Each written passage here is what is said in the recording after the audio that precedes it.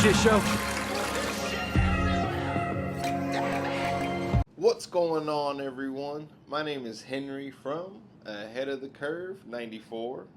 Thank you so much for tuning in to yet another episode of Old Habits Die Hard. On today's show, we're going to talk about Saw. This is a film I meant to talk about last year when it turned 20 years old, so forgive me, people. In order to rectify that mistake, we're going to go through each and every Saw movie. And why is that, you may ask? Well, as of right now, at least, Saw 11 is set to premiere in late September. So if I do this right, we can pump out one review per month. And some of you are already doing the math in your head, like, well, there's 10 films before 11. So what about that other one? Little bit of a caveat here. I already reviewed it. Now, to be fair, that came out during a more primitive period in the review process. Long story short, people, I've gotten way better at taking notes and, it's just a whole different ball game. Nonetheless, the review for Saw X is still up, and hey, it's a good fucking time, so check it out. Now, we must read the plot synopsis via Wikipedia. The film tells a non-linear narrative revolving around the mystery of the Jigsaw Killer, who tests his victims' will to live by putting them through deadly games where they must inflict great physical pain upon themselves to survive. The Frame story follows Jigsaw's latest victims, who awaken in a large, dilapidated bathroom, with one being ordered to kill the other in order to save his family. Thank you, Wikipedia, for your really vague and still detailed plot synopsis. This one opens with Adam in a bathtub in the dark, who awakens and he's like, where the fuck am I? And who is this strange, disembodied voice from across the room? That would be our other star, Dr. Lawrence Gordon. In between those two men lies a dead body who's holding a revolver and his Blaines? Wow, people. Okay, it's been a long day already. Forgive me. His brains are just, they've left his skull. Let's just put it that way. Oh yeah, people, this is the one that started it all. We are just entering this world with a goddamn bang. Now, people, this was made for about $1 million way back when. Needless to say, it's very cheap, but also really practical. It definitely knew how to build suspense, and honestly, it literally does that from the get-go. I've had a few nights like this where I wake up some bathroom I don't recognize. I've been there. Imagine this shit. You wake up in this? No. Nope. Can't do it. Luckily, Dr. Gordon's here and he's calm and collected. Meanwhile, Adam is much like me. He's panicking, he's freaking out, and he's stupid. Constantly, this film is going to reintroduce new plot elements, specifically while we're focused on Adam and Dr. Gordon. That was the A plot. Let's get to the B plot a little bit. Outside of this shitty bathroom, quite literally, we have our B plot surrounding Detective Tapp, played by Danny Glover. I almost said Donald Glover. God damn it. I caught myself in time, but I felt it. Danny Glover is that one determined cop, just, has to bring down Jigsaw. Takes a bite out of crime. He has a partner named Detective Singh, who, if you've seen Rush Hour, you might know him as June Tao. But more on them later. Let's focus on Dr. Gordon and Adam in the bathroom right now.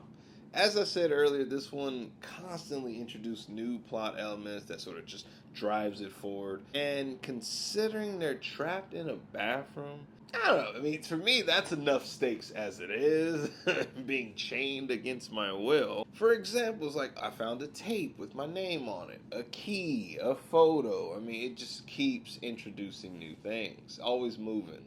especially considering it's trapped in a bathroom. Kind of awesome that somehow the wheels never stop spinning. And let me tell you, people, yeah, I know we've got more serious problems than what I'm about to say here.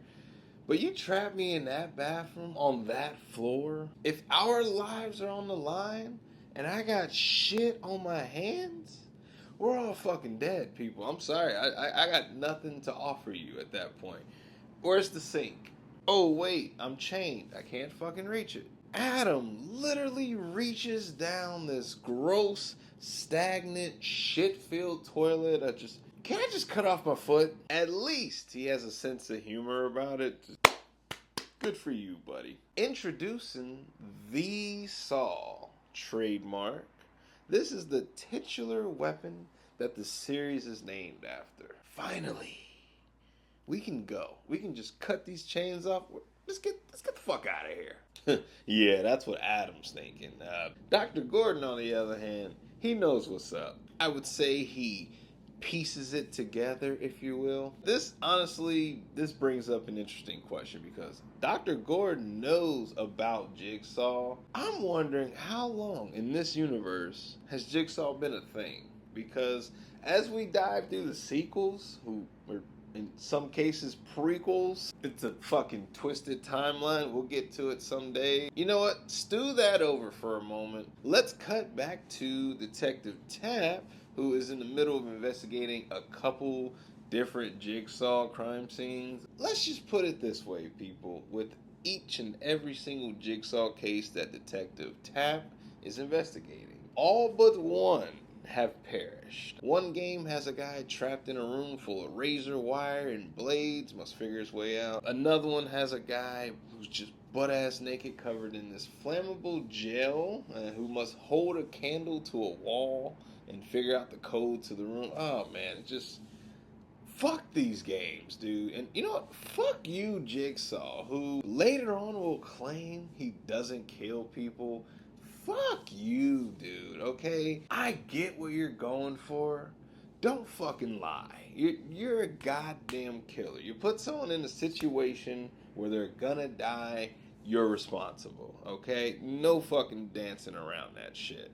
I took it light in my Saw X review because, I don't know, I think they made John more sympathetic in that one. He was, the victim for the first half of the film, so to speak. But no, in these early on films, when we didn't really establish the characters well, no, bullshit. Ooh, one of the more glaring problems of the franchise shows its face early on. When we flash back to those previous games, we get that super hyper focus and just cocaine head editing that the series is known for. Yes, people, they do not take long to get silly. God, I don't miss this style of the early 2000s. Now, I get it. This film was, once again, made for $1 million. It's low budget as fuck. This doesn't give the later sequels an excuse, okay? They're made for bigger budgets. Like, you don't need to hide shitty editing like that. It doesn't need to be obscured or hyper-focused. You can just give it to me raw. Which, don't take that out of context. At one of the crime scenes, we find this crucial piece of evidence. It is a pen light that was left behind by the Jigsaw killer. Oh shit, people. The mystery's over. We already know who this is. It's some guy named Lawrence Gordon. Dr. Lawrence Gordon. Isn't he the guy in the bathroom? Oh shit, we're in a flashback. What, people? Yes, people. This series is gonna keep jumping back and forth in between movies. Get used to it in these goddamn reviews. Whatever, people. Dr. Gordon is this hard-working, charismatic leader of this hospital wing. He's also a goddamn flirt. I mean, shit, one of those people in that room, they were giving Dr. Gordon the fuck me eyes, okay? Yeah, the look that Nala gave Simba in The Lion King, that one. We find out later, yeah, this motherfucker, he's a cheating piece of shit. He's now trapped in a loveless marriage where, the fire used to rage on. But, it's out. It's smoldering. It's like, Someone blew that shit out. But hey, you know what? He's a good fucking father, so I'll give him that at least. Detective Tapp and Singh are here to like, hey, look, bitch, we're on to you. We know what you're up to. Pay attention, people. This flashback is full of a bunch of crucial introductions, okay? So within this flashback, we meet Zep and John. More on those later. Outside of the comment that I want to make, Zep looks like a diet James Gunn. More on those two later. But most importantly, in that flashback, we meet Amanda. Okay, Amanda is a goddamn staple of this series. Spoiler alert, just because she's in Saw X doesn't mean she's in Saw 6 or 7 or 8. Unless we're talking about archival footage, which we will be talking about. God damn it. Now my logic makes no sense. I'm just like these damn movies. Amanda is a huge character, people, okay? She's a former victim. Currently speaking, she is the only victim to have survived Jigsaw's games. At least the only one reported, known to the public, so to speak. In case I wasn't subtle enough, the sequels kind of ruined that a little bit. With the benefit of hindsight, now that we're 20 plus years removed, this version of Amanda in Saw 1 is nowhere near related to the one in Saw X or 2. She survived her game by having to kill someone. Long story short, people, she was in a trap. She needed a key, and the key was buried in some dude's stomach, and as he's waking up, she has to... Once again, Jigsaw, I'm calling you out on your bullshit. You're a killer. But at least we get to meet Billy the Puppet, people, the goddamn mascot of the series.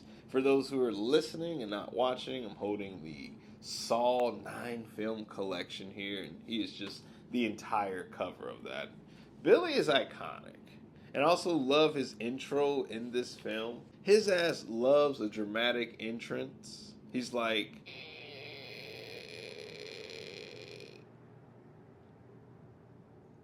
Hello, Amanda. Be prepared for more shitty ADHD editing, okay? It's just peppered throughout.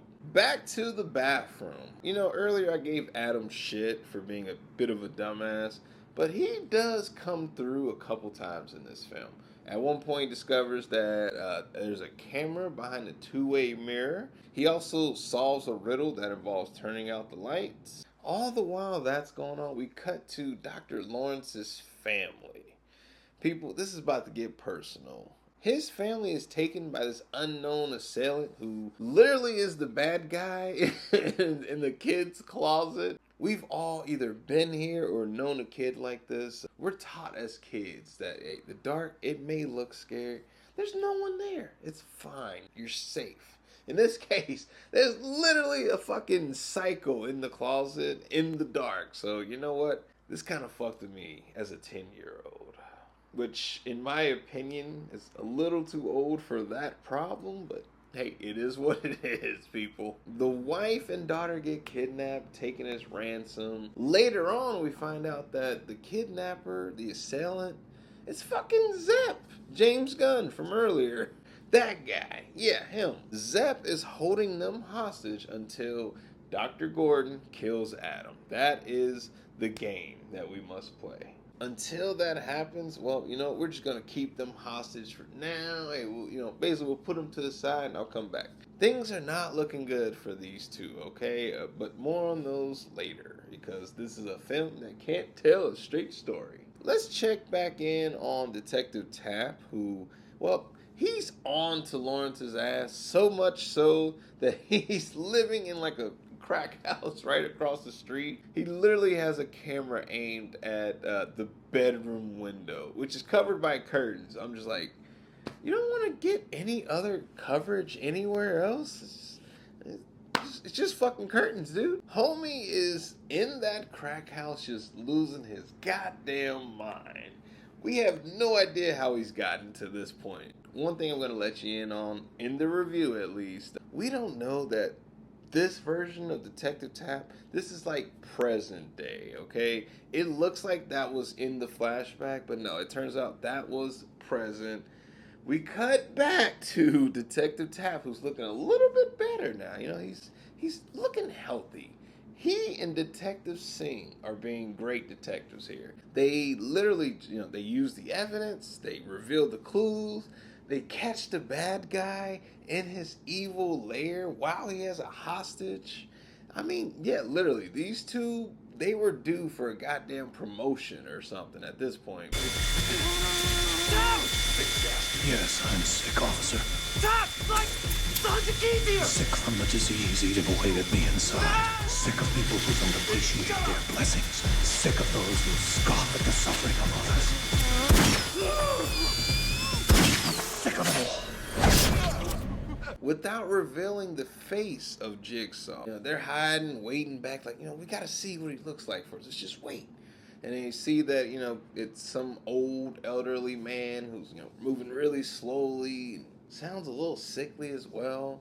He dresses like the devil. They see all of that and they're just like, let's bring him in, case closed. What they don't know, Jigsaw's about that goddamn life, and he was the first goddamn assassin in Assassin's Creed. This motherfucker got the hoodie, the hidden blade. He literally just tries to kill Detective Tapp. And once again, I'm going to refer to the goddamn clip in the second film where he's like, I've never killed anyone. Bitch, you just tried to kill him. There's no way around that. He could have bled out there. You didn't know that he was going to live. Go fuck yourself. Now that Detective Tapp is down, Singh's like, all right, I'm going to get him. Stay here. I'm going to get him for his partner. And then his ass gets about 20 seconds into it and shotgun. This is actually an interesting point for me because in my head, I remember this being super gory. As a child, I remember seeing, just the stump where the head was and blood's gushing everywhere all over the walls. It turns out, people, I misremember that because you don't see the stump, you just see blood, and it's shot from the back too, so it's like, it's pretty tame. Once again, low budget, but very effective. And that is why Detective Tapp is insane now, okay? Apparently he's gone rogue, people. He now lives across the street from the cheating doctor in a crack house. That's just where he's at. While he's giggling in the corner talking to himself, Adam and Dr. Gordon are back in the bathroom pissing each other off. Jigsaw mentioned earlier that X marks the spot. Adam finds it, and in comes a box with a phone, a cigarette, and a note. Ooh, what could that note say, people? Who knows? These two people are both liars. Adam knows who Dr. Gordon is. As it turns out, Adam was hired by someone to take photos of Dr. Gordon after he's coming home from his escapades with other women. This is when we find out that, Adam's a bit of a piece of shit too. Yeah, sure, he was a dick earlier. He's much more sleazy now. This leads to, like, one of my favorite scenes in the entire film. Adam's kidnapping scene, okay? This is how Adam got to the bathroom. I'm not gonna spoil it here. I think it's fucking awesome. But once again, he's a goddamn moron for using the method that he was using, okay? Not getting into it in the video, but come on, dude. Anything else? Something else. All right, people, home stretch here. Back at Dr. Gordon's house where the wife and daughter are being held by goddamn Zep. I need to give the wife, whose name I should have gotten for the notes here, I should give her credit because initially I wrote her off as just some soft damsel in distress. But if I'm being honest, people, she gets the drop on old Zep at one point, okay? Unfortunately, she sucks at multitasking. She's on the phone with her husband trying to be tough, and Zep saw a moment, baby. He took advantage. Luckily for her, a man comes in. I'm kidding, people. I don't want the smoke. Luckily for her, Detective Tapp comes in to save the day. He and Zep end up, going mano-y-mano.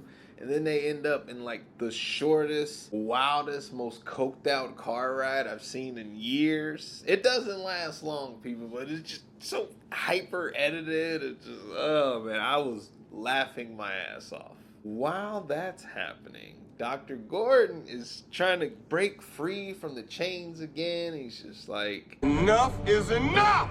his version is something on the lines of, ah, fuck this shit.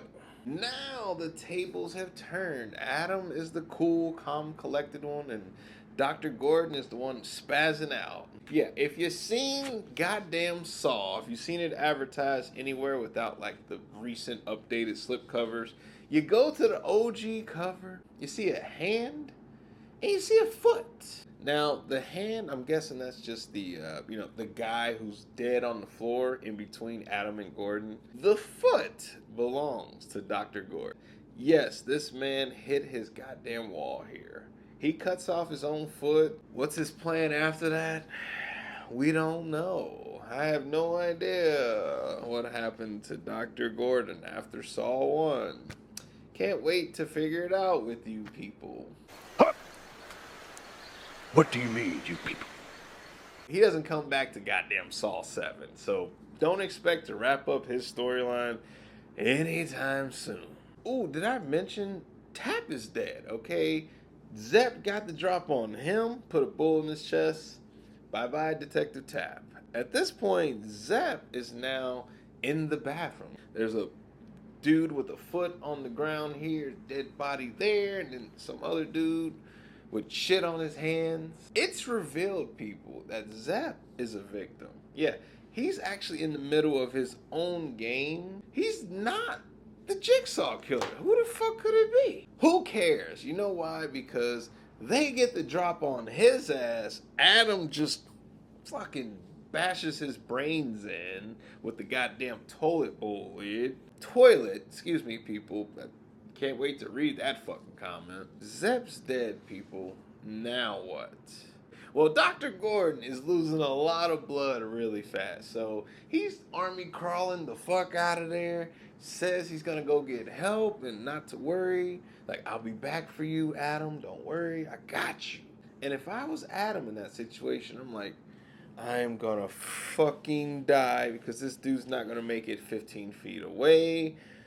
Oh, it's over for me. Why did I have to grab shit with my bare hands? But wait, people. The dead body on the ground? It's not a dead body. What? Trying to keep the energy up for the sake of the review here. Yeah, you've seen the movie. You know that's goddamn John, the Jigsaw killer himself. In the flesh. He got front row tickets to his biggest game yet. Ah, shit. And he's gonna leave Adam to die in the goddamn bathroom. He delivers the iconic game over, which honestly influenced the shirt that I'm wearing currently. I don't have a Saw shirt, okay? But this is Squid Game. It's the best I got. People, this twist, I was baffled when I first saw this shit. The entire time he was just there. Man, it's a goddamn shame too, because this twist is so good that the sequels, they try to top it, and most of the time they just topple over each other and creates more questions than answers. Basically what I'm saying, they get too caught up in the twists and they almost never nail the landing. At the very least, they did properly set up that John has cancer, which is something that it's constantly brought back up in the stories in the sequels, especially Saw X, if you've seen that one. Yeah, Saw 6 as well, which mainly has a lot to say about our insurance system in America, specifically how shitty. And that was Saw, people. At this point, I gotta be real with you. It's time for the rating. Blatantly said, these films are not highly regarded. They're usually lower on the Rotten Tomatoes score. They make money usually, though. But with that being said, this series is considered a bad franchise. It's pretty much rotten throughout. I believe Saw X is like the highest rated one.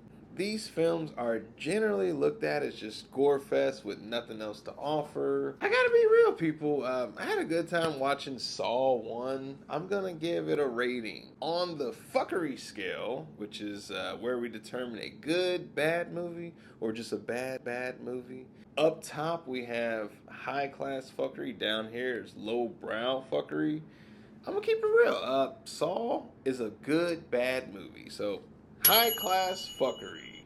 On the regular scale, I'm gonna give it a rating of add it to the collection. Yes, I had a great time watching this. It's like about 100 minutes or so it doesn't overstay too long. There's a lot going on, and hey, if you like indie films, low budget horror, the reputation precedes this one. So you probably heard your fill, and people have their opinions. But hey, I definitely recommend at least check it out once. I technically have 2 copies of this film. Hey, take that for what you will. With that being said, folks, I think I've held up enough of your time. Let's wrap up the video here. Thank you so much for tuning in. I really appreciate every single one of you. My name is Henry from Ahead of the Curve 94, and I'm signing out, people. Deuces. Hey, it's me again, the guy from the thing you just watched or fell asleep on, and you know who you are. Either way, I just need to say thank you so much. You deserve a reward. So, there you go. And while we're here, please consider subscribing, leaving a comment, and most definitely check out another video. Perhaps this one right here, or maybe that one over there. The choice is entirely up to you. And that is the Ahead of the Curve promise.